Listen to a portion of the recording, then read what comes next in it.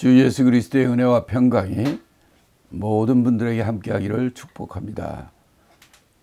오늘은 다니엘서 8장의 말씀을 가지고 함께 은혜를 나누겠습니다.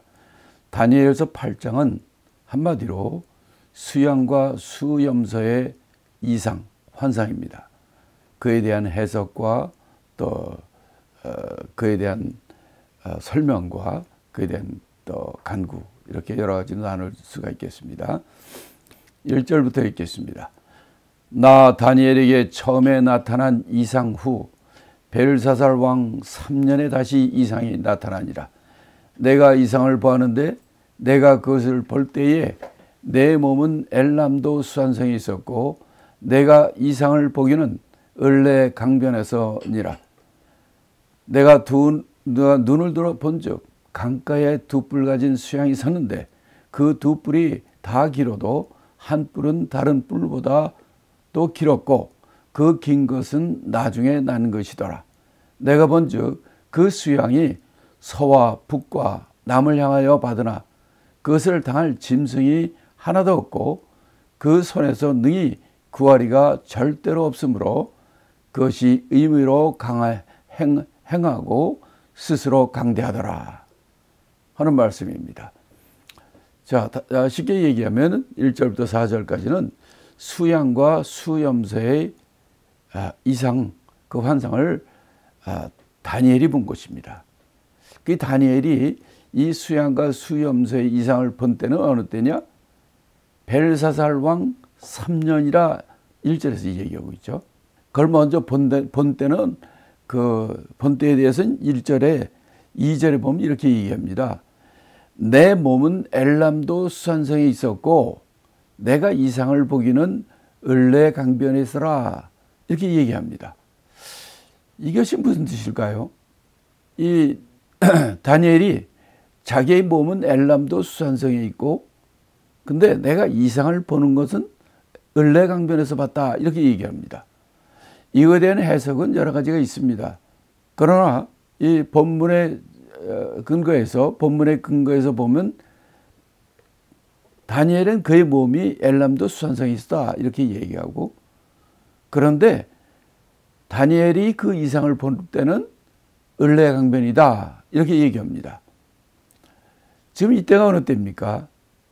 벨사살 왕 3년입니다.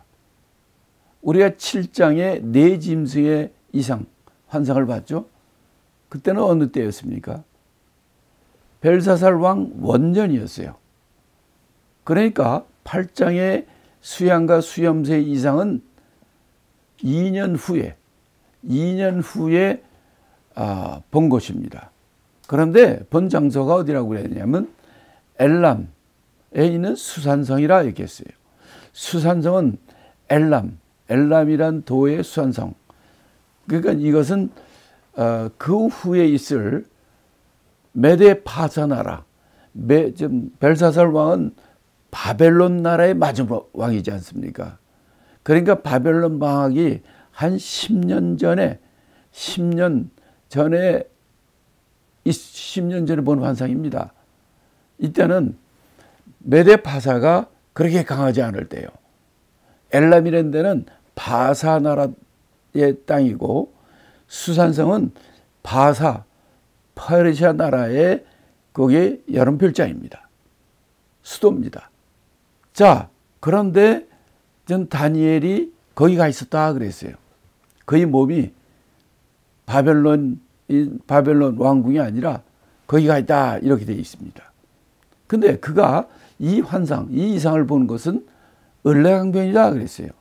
그럼 을레강변은 어딘가 하는 거예요. 을레강변은 인공 운하입니다. 그런데 이거는 수산성 옆에 흐르는 인공 강이에요. 거기서 봤다는 거예요. 이게 무슨 의미일까? 이거는요, 우리가 또 다음에 배울 다니엘서 10장에 보면 이런 비슷한 경우가 또 나와 있습니다. 다니엘서 10장 4절에 보면 정월 24일에 내가 hit대겔이라 하는 큰 강가에 있었는데 그때 환상을 본단 말이에요. 그러니까 다니엘이 자기가 환상을 볼 때는 대략 을레 강변이나 히데겔 큰 강, 티그리스 큰 강가에서 밭되는 겁니다. 이건 무슨 의미가 있을까?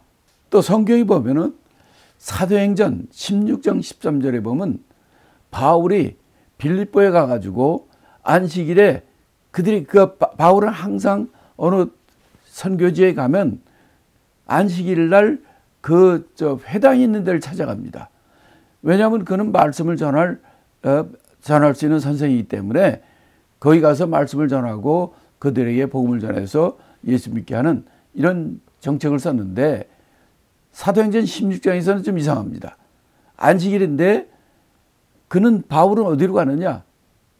우리가 기도처가 있는가 하여 문 밖 강가에 나갔다, 이렇게 되어 있어요. 다른 바울의 모든 사역에서는 안식일 날 회당에 갑니다. 예수님도 회당에 가서 말씀 전했잖아요. 바울도 항상 회당에 가서 옵니다. 근데 여기서는 회당 가지 않고 기도처가 있는가 하여 강가로 갔다는 거예요. 이거는 여러분이 잘 아시다시피 이스라엘 백성이 출애굽한 다음에 광야 생활할 때부터 그들은 하나님께서 성막을 지라고 그랬고, 그래야 그들은 성막을 중심으로 신앙생활을 하는 거예요. 그러다가 가나안 땅에 들어와서 거기서부터 예루살렘의 성전을 지은 다음부터는 예루살렘 성전을 중심의 신앙생활을 했던 겁니다. 그런데 바벨론의 정복을 당해서 예루살렘 성전이 휘파되고 모든 이스라엘 백성이 다 흩어지니까 그 다음부터 바로 바벨론을 이끌어간 모든 사람들은 어떻게 신앙생활을 했느냐. 이렇게 다 흩어졌을 때는 그들이 예루살렘을 향하여 창문을 열어놓고 기도한다. 우리가 다니엘서 6장에 다니엘이 그렇게 기도하는 걸 우리가 알지 않습니까? 그런데 이렇게 하는데, 이렇게 회당이 없을 때, 회당은 언제부터 생겼냐면 바로 예루살렘 성전이 없어지고 그들이 전 세계로 흩어졌는데 10가정 이상이 모이면 우리가 회당을 짓자. 그래야 안식을 범하지 않을 수 있도록 1km 이내는 이상 걷지 않는 회당을 만듭니다. 그러려면 돈 있는 사람은 10가정 이상이 있어야 돼요. 근데 우리가 다니엘서 보면 히데겔 강가라든지 을레 강변이라든지 이런 데 기도하는 걸 우리가 볼 수가 있지 않습니까?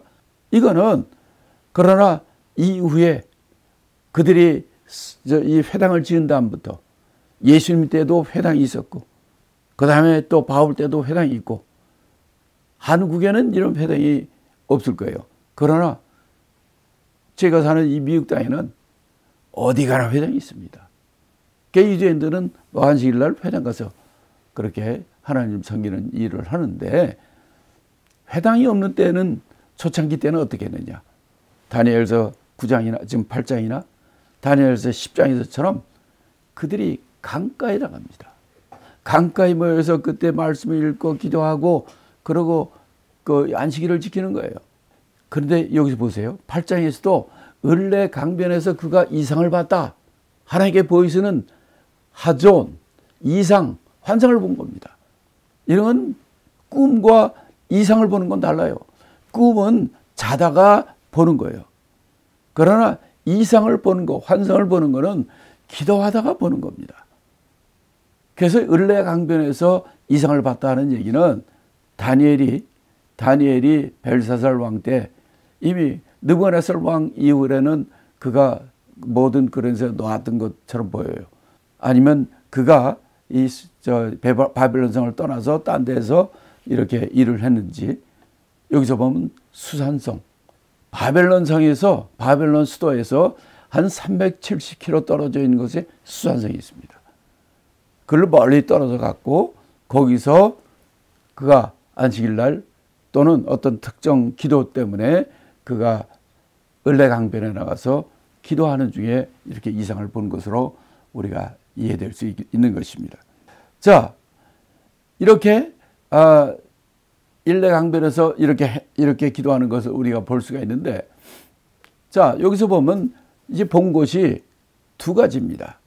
수양을 본 것과 그 다음에 이제 보면 수염소 본 것이 나오는데, 3절에 보면 제일 먼저 나오는 것이 내가 눈을 들어보니까 강가에 수양이 있는데 두 뿔을 가졌다는 거예요. 그런데 한 뿔은 다른 뿔보다 더 길다는 거예요. 근데 그 긴 것은 나중에 난 것이라는 거예요. 그런데 이 두 뿔 가진 수양이 무슨 짓을 하느냐? 서쪽과 북쪽과 남쪽을 향하여 받는다는 거예요. 자, 여기서 보면 아니 왜 수양이 서쪽과 북쪽과 남쪽을 향하여 받느냐 하는 거예요. 우리가 방향은 동서남북 아닙니까? 왜 동쪽이 없어요? 서쪽과 북쪽과 남쪽을 향했다고 그랬어요. 자, 그 이유는 간단합니다. 이 수양이 동쪽에 있으니까. 수양이 동쪽에 있으니까 서쪽을 받고 북쪽을 받고 남쪽을 받는 거예요. 자기는 동쪽에 있으니까.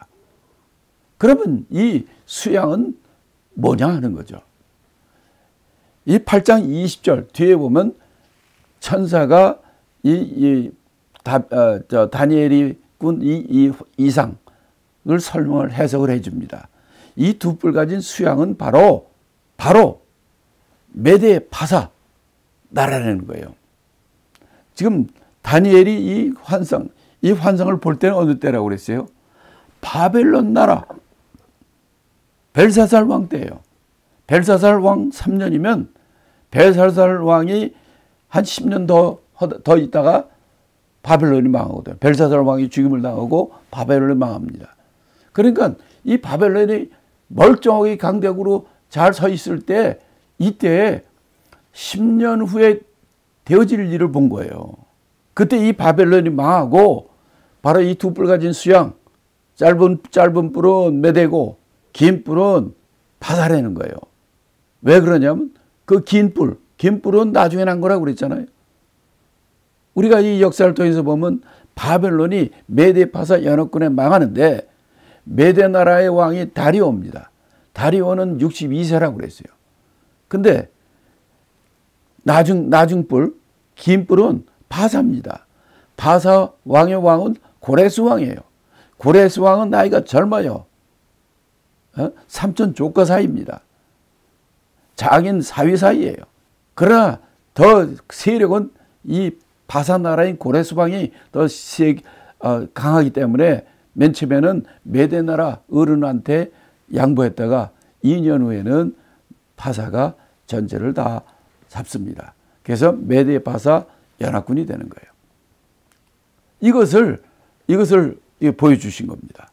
자, 이렇게 10년 후, 아니 10년 더 후에 이 되어질 일을 여기서 그냥 그대로 이 을레강변에서 하나님께서 이 다니엘에게 보여주신 것입니다. 놀랍죠?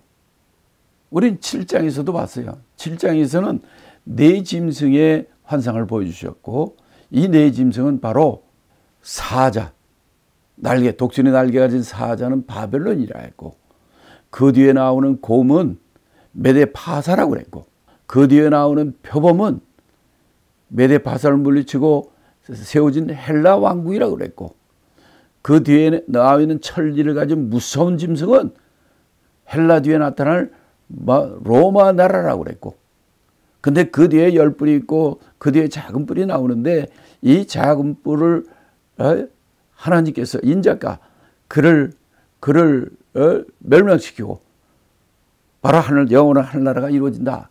라고까지 그 7장에서는 바벨론 땅, 바벨론 때부터 이 마지막 때까지 모습을 다 보여준 거예요. 근데 8장에서는 딱 수양과 수염소, 메데파사와 헬라의 환상을 보여주신 거예요. 왜 이렇게 보여줬을까? 요거는 또 그만한 이유가 있습니다.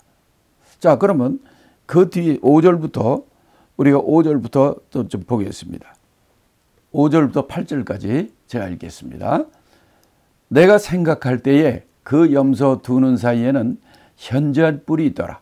그것이 두 뿔 가진 수양 곧 내가 본 바 강가에 섰던 양에게로 나아가되 분노한 힘으로 그것으로 달려가더니 내가 본즉 그것이 수양에게로 가까이 나아가서는 더욱 성내요 그 수양을 쳐서 그 두 뿔을 꺾으나 수양에게는 그것을 대적할 힘이 없으므로 그것이 수양을 땅에 엎드려 뜨리고 짓밟아 떴으나 능히 수양을 그 손에서 벗어나게 할 리가 없었더라. 수염소가 스스로 심히 강대하여 가더니 강성할 때에 그 큰 뿔이 꺾이고 그 대신에 현저한 뿔 넷이 하늘 사방을 향하여 났더라. 그러니까 5절부터 8절까지는 그 두 번째 나오는 짐승 수염소에 관한 겁니다. 자, 그건 수염소를 어떻게 표현하냐면 그 염소가 나오는데 염소 두 눈이 있지 않습니까? 그 사이에 현저한 뿔이 있다 그랬어요. 큰 뿔, 뿔은 권세나 능력, 권세 이런 걸 뜻하고 사람을 쓸 때는 이제 사람의 그 왕이라든지 이런 것을 쓰이기도 합니다. 자, 그런데 그 이 염소가 큰 뿔을 가진 현저한 뿔을 가진 큰 뿔을 가진 이 염소가 두 뿔 가진 수양한테로 가가지고 그에게 달려가서 수양을 땅에 엎드려뜨리고 짓밟고 그런데 누구도 그 수양을 이 염소의 손에서 벗어나게 할 리가 없고 그래서 이 양은 없어지고 바로 이 염소가 전 세계를 잡게 됐다는 겁니다. 그런데 이 수염소가 그 큰 뿔이 꺾였다는 거예요. 그 큰 뿔이 처음에 있는 현저한 뿔이라는 것은 바로 이 메데파사를 물리치고 이 세계를 정복한 헬라 나라를 의미하고 헬라 나라의 현저한 뿔이라는 것은 헬라 나라를 일으킨 알렉산더 대왕을 얘기하는 거예요.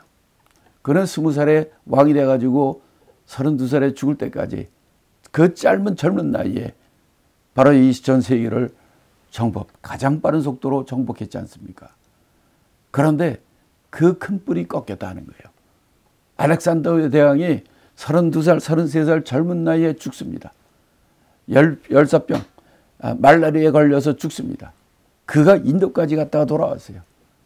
그리고 그 젊은 나이가 죽게 되니까 그를 받들고 있던 네 장군이 있었습니다. 그래서 여기서는 뿔 넷이라고 그랬어요. 현저한 뿔 넷, 네 장군, 네 별이, 네 뿔이 바로 이 알렉산더 대왕을 뒤를 이어가지고 그 네 장군이 네 나라로 사등분하게 됩니다. 당연히 알렉산더 대왕에는 아들이 있고 이 왕비도 있었지만 이들이 왕비도 죽이고 아들 다 죽입니다. 그리고 이 네 장군이 네 나라로 서로 나누어 통치하게 된다는 얘기예요. 자, 이 무서운 예언을 앞으로 300년 후에 이루어질 일을 바로 이게 수양과 수염소를 통해서 앞으로 메데파사 나라가 나오는데 그 뒤에 나오는 이 헬라란 나라가 나오는데 그 나라의 그 첫 번째 왕 현저한 큰 뿔 그 알렉산더 대왕을 의미하고 그가 젊은 나이에 죽자 그 후에 그를 돕던 네 장군이 그 헬라 제국을 네 등분해서 그들이 통치하게 됐다는 얘기입니다. 그래서 이거를 잠깐 정리하면 이렇습니다. 현저한 큰 뿔, 그는 바로 헬라를 일으키고 세계를 통합한 그 알렉산더 대왕을 얘기하는 거예요. 그렇지만 그 32살 젊은 나이에 그가 요절하게 되죠. 그 죽자 그 네 뿔, 네 장군이 네 나라로 헬라 제국이 네 나라로 갈라져서 그들이 통치하게 됩니다. 그 네 장군의 첫 번째 장군 이름이 셀루쿠스입니다. 이 셀루쿠스 장군은 결국은 그 시리아 메데파사를 통합한 그 시리아 땅까지 그 북쪽에 있으니까 북왕국입니다. 그 다음에 톨레마이라고 하기도 하고 프톨레미라고도 하고 피자를 묵음으로 보통 이쪽 미국에서는 톨레미, 영어로는 톨레마이 이렇게 얘기합니다. 그 톨레미 장군은 애굽 땅을 중심으로 이스라엘 땅까지 거기까지 통치하는 남왕국을 세웁니다. 그 다음에 세 번째는 카산더. 카산더라는 장군은 마케도니아를 중심으로 헬라 땅, 그쪽의 헬라 땅을 통치하는 왕이 되고요. 그 다음에 리시마쿠스. 리시마쿠스라는 장군은 터키 지역, 소아시아 지역, 이 지역을 자기가 통괄하게 되는 겁니다. 이렇게 알렉산더 대왕이 아무리 권력이 크고 아무리 힘이 세도 열사병, 말라리아를 죽는 겁니다. 그 젊은 나이에 권력의 무상함을 우리가 느낄 수 있고 그 후에는 그에게 충성된 내장군들이 그의 알렉산더 왕의 왕비와 그 아들을 죽이고 이들이 왕이 되는 것을 우리가 볼 수 있습니다. 그런데 여기에 또 이제 아주 중요한 얘기가 나오는데